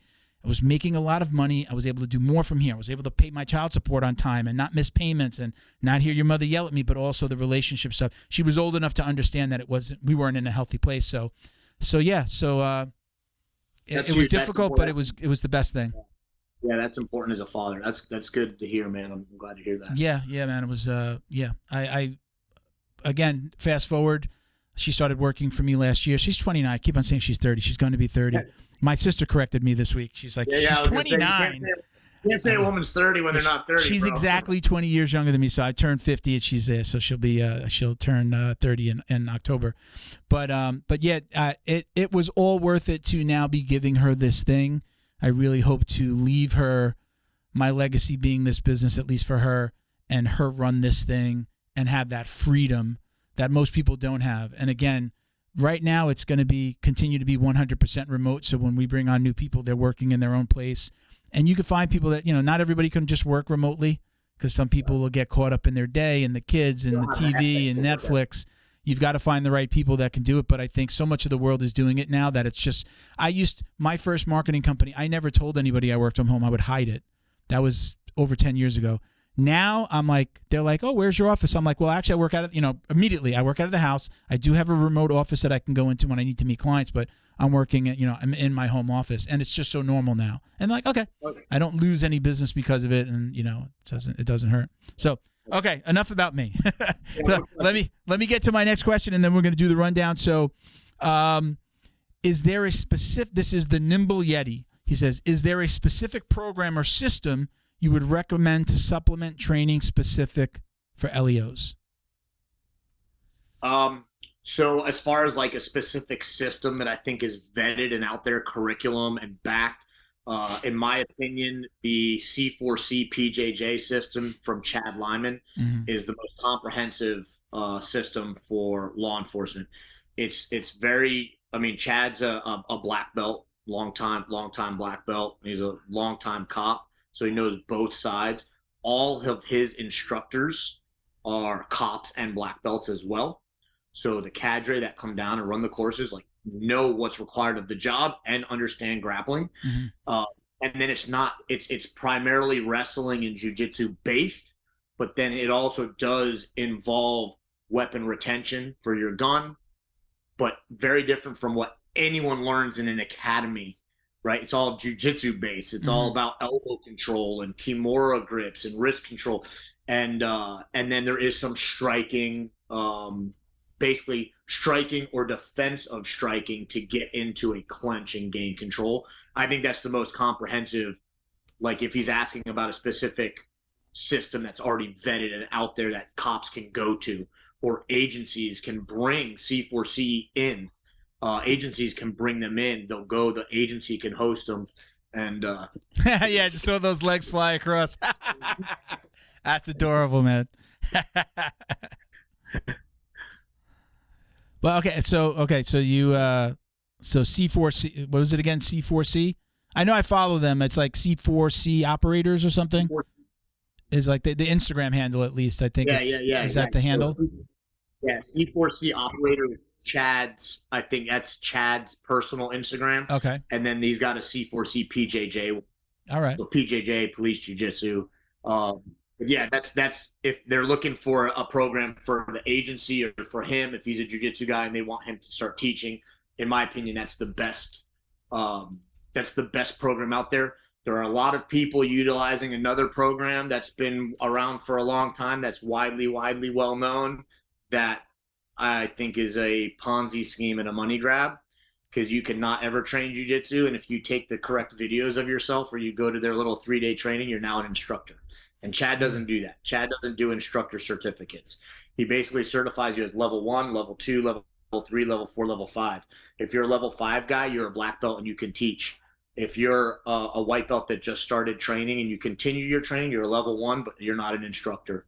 Level 2 is like, hey, you've been a blue belt for a while and you're a cop. Cool. Level 3, you're a purple belt. So I kind of like the way he does it. And it, again, for me as a cop, I don't teach guys guard work. Yeah. I don't even teach cops sweeps, to be honest with you. I teach them how to frame and fight back up to their feet and wrestle up, because I don't want to promote people being on their back. I don't want to promote people being on their back. I want to promote wrestling up and being on top, or creating distance. So, I went to a seminar where, it was to train cops, and it was eye-opening.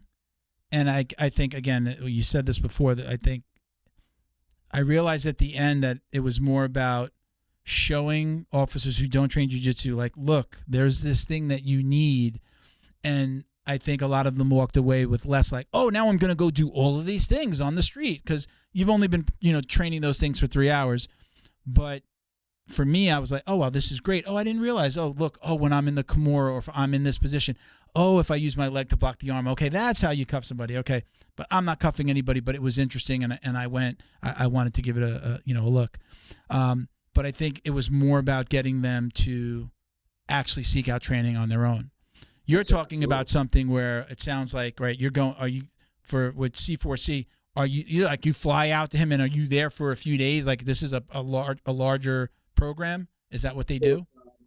Yeah, so his level 1, I think it's a 5-day program, if I'm not mistaken. It's a week-long training. Okay. But they'll come to your agency. Your agency can host. So you put it out, you get 5 different agencies to send 2 guys each, and there's 10 to 12 guys in the course, and they'll send out 2 of their instructors. Gotcha. And run it. Oh, yeah. That's awesome. Okay, so you're not going to them. You don't have to get Yeah. Oh, very cool. Okay, so we're gonna start to wrap things up. We're gonna do the drill down real quick. I know I got you here for like over an hour now, so I don't want to keep you all day. One thing real quick before Sure. you do the drill down. So Chief David Marsh commented on the Instagram post, and he asked a smart ass question.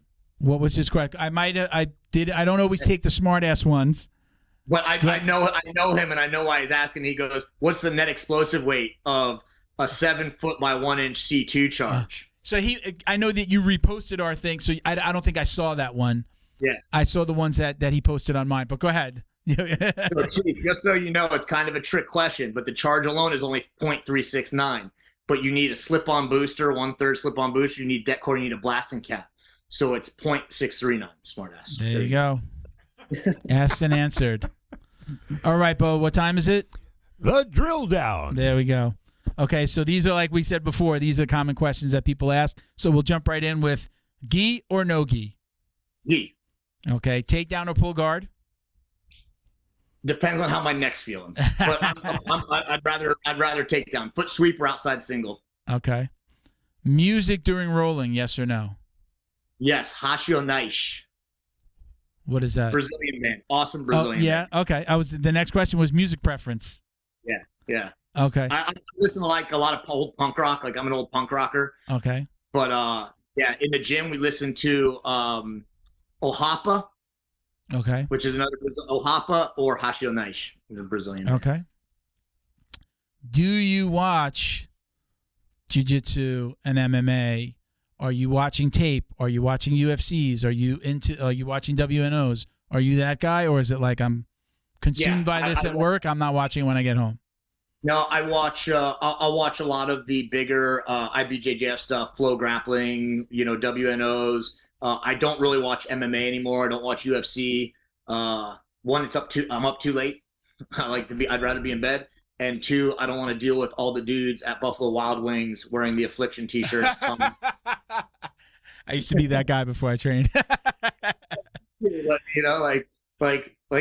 So yeah. I was that guy before I trained. Big tigers on my shirts. Right, fake man, affliction shirts. So ultimate goal as it relates to jiu-jitsu. What is your ultimate goal as a gym owner and a black belt? I think ultimate goal is keeping jiu-jitsu real, for one. That's important to me. Jiu-jitsu cannot turn into commercialized karate and taekwondo like it did here. My co-host, who's not here, Miguel, he's on a little hiatus. He says he believes that there's going to be like the I love kickboxing, I jokingly call that dance fighting, where like a group of women hitting the bag. He believes that jiu-jitsu is going to get there where you'll be doing moves where you don't ever touch anybody, and it's going to be like that watering down. It's already happening a little bit, and obviously there's all levels to this. And I know that there are gyms that grind way fucking harder and have more killers than my gym. But we grind hard and we spar hard and we spar every class. And we'll have visitors come from other academies, from other states, come drop in. They're visiting. And we had some blue belts and purple belts and be like, oh, you guys start on your feet? Yeah. You got to be able to take the fight to the ground. Yeah. It's like, even if you want to pull guard, like, you start on your knees or you sit on your butt. No, stand up, bro. Pulling guard's an art too. So you want to pull guard, cool, but I'm going to make you pull guard, and I might pass on the pull. I might just tap your foot across and pass on the pull. So you better be a good guard puller. So yeah, so keeping jiu-jitsu real is super important for me. And then just, not even in jiu-jitsu, but being the best black belt or professor that I can be. And I don't even mean my jiu-jitsu skill set, but that's definitely part of it. But just trying to I'm very upfront, I'm very honest, maybe to a fault. If there's a problem, I address it right away. People don't ever have to worry about what I'm thinking because I'm just going to tell you, good, bad, or ugly, But that kind of brutal, upfront honesty is important for me, and I think it sets the culture of the gym. And Very cool. So our very last question, most important question that you're going to get all day. Do you all day, right? Do you or do you not wash your belt? I do, but like super, super occasionally. Sporadically. Super, yeah. Super sporadically. So I say now I don't wash it as often as I used to, but I actually spray it with Neutral Zone. We have a sponsor. I don't know. You can't see it over there. We have a sponsor that gives us some you could like personal disinfecting soaps, So I've used that now and I spray it. So I'm not washing it I would wash it every night. I would still technically washing. I guess I'd throw everything in the wash. I just throw everything right in as soon as I get home. Maybe now once in a while I'll save like 2 gis, like I'll let them dry, but then take 2 gis and throw them. But I was throwing it in the wash every single night, and I caught a lot of shit for that. But I still want it clean, but I definitely don't wash it every day like I used to. I have 3 black belts. I've got my original black belt that I got promoted with, and that's what I wear daily, every class. It's on 3 times a day. I have my comp black belt that I know is the right size, the right length, the right weight, no frays, that doesn't ever get put on other than in competition.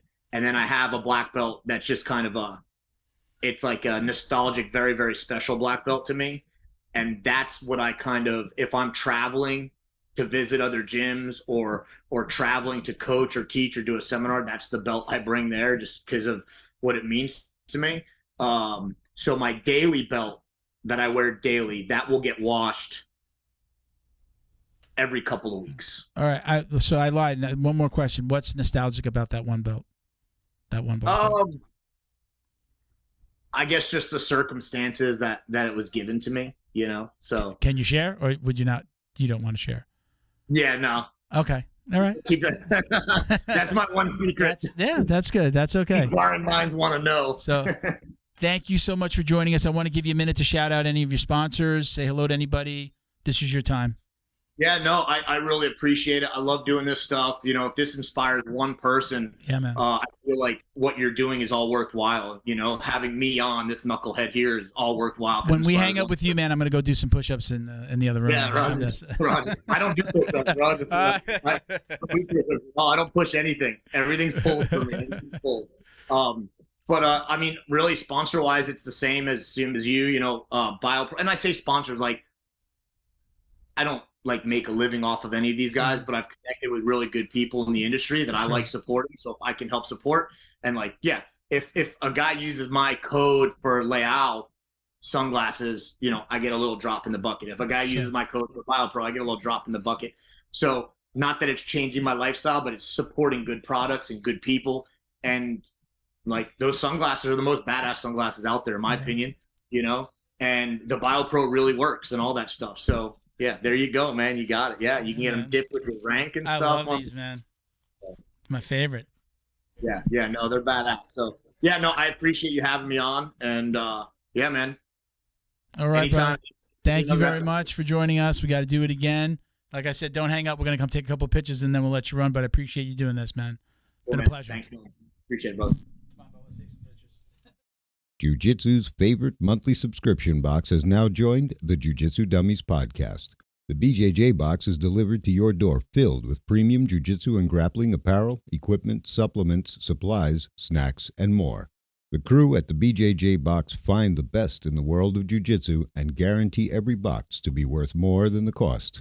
Each box includes 4 to 7 items you're going to love. Visit thebjjbox.com and use code JJD10 to get $10 off your very first box. And give them a follow on Instagram at TheBJJBox.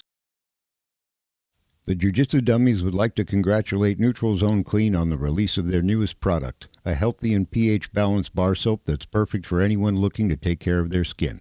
This soap is made with all natural ingredients that help nourish and restore your skin's natural barrier. It contains glycerin, which naturally attracts moisture to itself in the skin, leaving it feeling soft and hydrated. The new bar soap also contains a blend of olive, coconut, and castor oils and shea butter, which are rich in vitamins, nutrients, essential fatty acids, and antioxidants that help fight harmful bacteria. With tea tree and other natural ingredients, it also helps in the prevention of fungal infections. Not only is it effective, but it also leaves your skin feeling fresh and lightly scented. It's gentle enough for even the most sensitive skin, making it a perfect choice for the whole family. Be sure to check out their website, neutralzoneclean.com, for a range of all-natural products including sprays, wipes, and shower gels, and use code JJD for 15% off your order. Special thank you to the crew over at Flow and Roll for all their support. Flow and Roll is renowned for their incredible no-gi rash guards, shorts, and leggings. Flow and Roll has quickly become the premier custom apparel provider for academies big and small throughout the United States. Reach out today to discuss your custom order and ask about their incredible pre-order program. You can send an email to flowandroll@gmail.com or visit their Instagram at flow_n_roll and shoot them a direct message. And yes, they can create an awesome custom gi for your academy as well. Visit flowandroll.com to check out their awesome designs, and while you're there, pick up a Jiu-Jitsu Dummy signature tee exclusively at flowandroll.com. And remember, you'll get 20% off your purchase of t-shirts, rash guards, or gis with code JJD. All right, man. Jeez. What doesn't that guy do, huh? I'm tired listening. Yeah, right? He's super motivating, though, because he does so much shit. Yeah. Motivating, nice guy. You kept saying it. You look at your own life, you have to reevaluate your own life, and I absolutely get that. I feel the same way. I'm really hoping I can get over the naps. I'm hoping that the BioPro helps me with my napping situation. Again, it's not like I'm like so exhausted. It's like the reset, and I wake up like it's almost like I wake up in the morning. I wake up from a nap, have a coffee, and then I continue the grind. So it's always been just like that middle of the day reset. But it's also the schedule, man. It's like having something on your schedule, you know. Yeah. And he was saying he's not good not moving. Yeah. You know, so he puts shit on his schedule, and he just does it. Mm-hmm. That's the other part of it is I am that way. If I have shit to do, I'll do it. It's putting the stuff on my schedule that's the problem. Yeah, you know? Yeah. And then that just leaves me open for napping and shitting. I'm good at that because my whole day is scheduled with clients or work. Yeah. I use my calendar. I'm doing this at this time, no matter what it is. And I see you do that. Yeah, and I see you do that. And it's a great way to keep yourself motivated. But if you don't have the physical energy, or your body's not keeping up with you, and then maybe a BioPro. I'm excited to start taking some. Yeah, let me know how that works. So, all right, we're going to leave it there. Check us out at Jiu-Jitsu Dummies for all the ways to watch, listen, and support. And I'm going to say, please support our sponsors. It's how we're able to do this. Right? Go to our Instagram, or really any of our social media. We have our link tree, which if you click that link, it'll give you all the places where you can listen to us. And then every single one of our sponsors, they're listed there. You can visit their websites and you can support. Shit, yeah, man. It's we don't sell anything, so buy this. You know? we couldn't do this without them. If you like the show, give them a look as well. Yeah, give them a look. Yeah, and click. I'm Uncle Milty BJJ on Instagram. Right, that's my personal handle. I monitor everything on Jiu-Jitsu Dummies as well. Bo, your Instagram? At BADWERKS, Bad Works. All righty. A lot of photography there. Very cool. You're into it. All right. Thank you for watching and listening, everybody. Peace, love, Jiu-Jitsu. Us.